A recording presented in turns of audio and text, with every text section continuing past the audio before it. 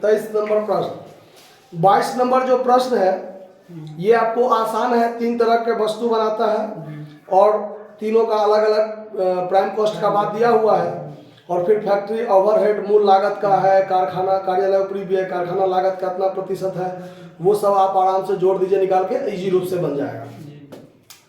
23 number प्रश्न पर ध्यान दीजिए। इसमें कहता है कि एक उत्पादक 2 प्रकार के विद्युत पंप बनाता है, एचपीपी और एलपीपी। ठीक है, निम्न सूचना जारी जनवरी महीना का है। ठीक है, 2021 में कहता है कि पंपों का जो उत्पादित संख्या है, जो आउटपुट है, वो एचपीपी 10 पीस बनाता है और एलपीपी 10 पीस बनाता है। डायरेक्ट कॉस्ट के अंतर्गत यानी प्राइम कॉस्ट के अंतर्गत 3 चीज आता है, मटेरियल, वेजेज और डायरेक्ट एक्सपेंस। तो इसमें आपको स्पष्ट दिया हुआ है, एक मटेरियल, एक वेजेज और एक पावर, अलग अलग है, प्राइम कॉस्ट के अंतर्गत हो जाएगा। और अन्य व्यय जो है इनडायरेक्ट एक्सपेंस, जिसमें फैक्ट्री सुपरविजन, फैक्ट्री ओवरहेड का बात हुआ, और पैकिंग एक्सपेंस जो ये है, ये भी आपका फैक्ट्री ओवरहेड या ऑफिस ओवरहेड में आप कह सकते हैं, इसको ऑफिस ओवरहेड कह सकते हैं। और एक सेलिंग ओवरहेड दिया हुआ है, अलग अलग, यानी तीनों को 3 मान लीजिए। फैक्ट्री ओवरहेड स्पष्ट फैक्ट्री लगा दिया तो फैक्ट्री ओवरहेड। पैकिंग एक्सपेंस, तो पैकिंग भी तो फैक्ट्री में एक तरह से होता है, लेकिन मान लीजिए ऑफिस में हुआ होगा पैकिंग, क्योंकि अलग में इसमें फैक्ट्री वाला बात नहीं क्लियर किया है, ऑफिस ओवरहेड मान लेते हैं। सेलिंग एंड एडमिनिस्ट्रेशन एक्सपेंस ऐसा कह देते, एडमिनिस्ट्रेशन होता है ऑफिस वाला। ठीक है, इसमें डिस्ट्रीब्यूशन कहना चाहिए, कोई बात नहीं। Selling overhead 3000। ठीक है, अब सवाल में है कि ये जो अलग अलग खर्चों को बांटना है, वो बांटने का अनुपात जो है वो 1 नंबर, 2 नंबर और 3 नंबर, यानी फैक्ट्री ओवरहेड को कैसे बांटेंगे, पैकिंग व्ययों को कैसे बांटेंगे और बिक्री एवं प्रशासन व्यय को कैसे बांटेंगे, ये बात आपको दिया हुआ है। तो वो पर तब चलेंगे, पॉइंट पढ़ेंगे हम लोग जब सवाल पर वहां तक हम लोग पहुंच जाएंगे। तो पहले प्राइम कॉस्ट तक निकाल लेते हैं। देखिए, स्टेटमेंट ऑफ कॉस्ट ये बनाना है आपको। अब यहां पर देखिए,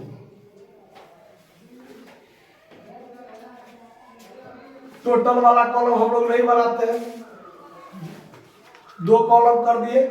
ये हो गया एचपीपी का और ये एलपीपी का। इसका जो आउटपुट है वो 20 यूनिट और इसका आउटपुट है 10 यूनिट। ठीक है, इसमें पार्टिकुलर लिखिए। तो सबसे पहले हम लोग लिखते हैं मटेरियल। तो मटेरियल देखिए कितना लगा है, 3000, 2000 लगा है ना। तो मटेरियल लगा है एचपीपी में 3000, एलपीपी में 2000।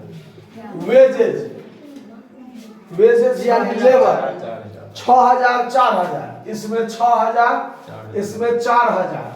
और पावर कितना कितना लगा है, 2000, 1000। तो यहाँ 2000, यहाँ 1000 जोड़ दीजिए, तो ये बन जाएगा आपका प्राइम कॉस्ट। 6, 5, 11,000 ये हो गया, 4, 2, 6, 1, 7,000 ये हो गया। अब इसमें ऐड होगा फैक्ट्री ओवरहेड, फैक्ट्री ओवरहेड। अब सवाल में पहला पॉइंट देखिए, कारखाना निरीक्षण जो है, जो कारखाना निरीक्षण मतलब यहाँ सुपरविजन लिख देते हैं, सुपरविजन लिख देते हैं। ये आपको दिया हुआ है 3600, ये दिया हुआ है 3600। और इसको बांटना है किस अनुपात में, तो कहता है प्रत्यक्ष लागत के अनुपात में बांटिए। किस अनुपात में, तो प्रत्यक्ष लागत तो ये हुआ प्राइम कॉस्ट हुआ ना। तो इसका जो अनुपात है, तो इसका अनुपात क्या है, 11:7। ये 11,000, 7,000, तो 3 3 0 दोनों पर से काट दीजिए, 11:7। 11:7 में बांटिए 3600 को, तो ये हो जाएगा 2200, ये हो जाएगा 1400, जोड़ दीजिए, ये हो गया 13,200 और ये हो गया 8,400। ये हो गया आपको वर्क कॉस्ट। ये क्या हो गया, समझ में आया बात, कोई दिक्कत नहीं। अब चलिए, अब आपको पैकिंग एक्सपेंस, इसमें ऐड करते हैं ऑफिस ओवरहेड। ऑफिस ओवरहेड जो कि पैकिंग एक्सपेंस है, पैकिंग एक्सपेंस। ये दिया हुआ है कितना रुपया, 216। इसको कैसे बांटना है, तो इसको कहता है बांटने के लिए, देखिए पैकिंग व्ययों का बंटवारा एनपीपी के प्रत्यक्ष लागत व फैक्ट्री निरीक्षण की लागत को एलपीपी के समान अनुपात में। मतलब एलपीपी का है ना कि एचपीपी है, कोई बात नहीं, एनपीपी का एचपीपी के बदला में एनपीपी लिखा गया है, ठीक है, एचपीपी। तो ये जो एचपीपी का प्राइम कॉस्ट और सुपरविजन, फैक्ट्री सुपरविजन है ना, यहां देखिए एचपीपी के प्रत्यक्ष लागत व कारखाना निरीक्षण का जो योग होगा, जोड़ होगा, ठीक है, इसको जो सम्मिलित करके मिलाकर बनेगा, उसी का अनुपात एलपीपी के समान अनुपात में। मतलब ये कि आपको बांटना है वर्क कॉस्ट में, और वर्क कॉस्ट के बारे में स्पष्ट नाम नहीं लिखा, बस लैंग्वेज बदल दिया। ऐसे नाक नहीं पकड़ा है, घुमा के पकड़ा है थोड़ा सा, लेकिन पकड़ा तो नाक के है। तो यह वही बात करता है कि प्रत्यक्ष लागत व कारखाना निरीक्षण के लागत, मतलब व को अंग्रेजी में प्लस लिखा है, देख लीजिए, मतलब दोनों को जोड़ के जो बनेगा उसका इसके साथ। तो अब इसका अनुपात 132 अनुपात 84।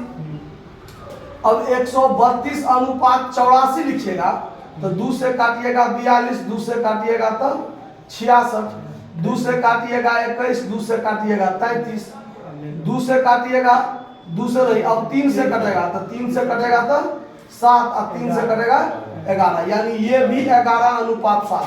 तो गलती से ये नहीं समझ जाइएगा कि इसी के अनुपात में है, ये नहीं समझ जाइएगा, वह इसी हो गया सेम, अलग बात है, लेकिन बनाएंगे इसका, ठीक है। अब 216 को 11/18 और 216 गुने 7/18 कीजिए, 18 से इसको काटिए, 18 का 18 और 18 दूनी 36, तो 12 सत्ते 84, और ये भी 12, 11 से गुना करेंगे 132। तो देखिए 132 और 84 सेम चीज आ गया, उसी अनुपात में बांटे।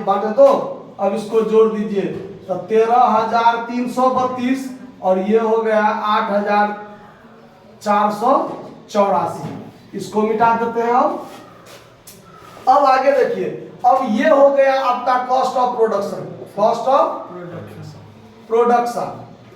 अब इसमें जोड़ना है आपको सेलिंग ओवरहेड, जो कि आपको स्पष्ट क्लियर है आगे 3000 कि देखिए 3000 रुपया है, 3000 रुपया है, और इसको बांटना है किस अनुपात में, तो विक्रय एवं प्रशासनिक व्ययों को निर्मित पंपों की संख्या के अनुपात में। तो निर्मित पंपों की संख्या क्या है, 20:10, तो यानी 2 अनुपात है, यानी कि 2 अनुपात 1। तो 3000 को बांटेंगे 2:1 में, तो 2000 और 1000 होगा कि नहीं होगा, जोड़ देंगे 15,332, 9,484, ये हो गया आपका कौन सा चीज, टोटल कॉस्ट। अब सवाल में आगे बिक्री के संबंध में या और कोई बात नहीं दिया हुआ है, बस यही आपका टोटल कॉस्ट कहता है, निकाल लेने के लिए बस हो गया, इससे ज्यादा कोई बात का सवाल में चर्चा ही नहीं है। तो आपका आंसर भी मिल गया, बात समझ गए होइएगा, बाकी आगे देखेंगे, नोट कर लीजिए। धन्यवाद।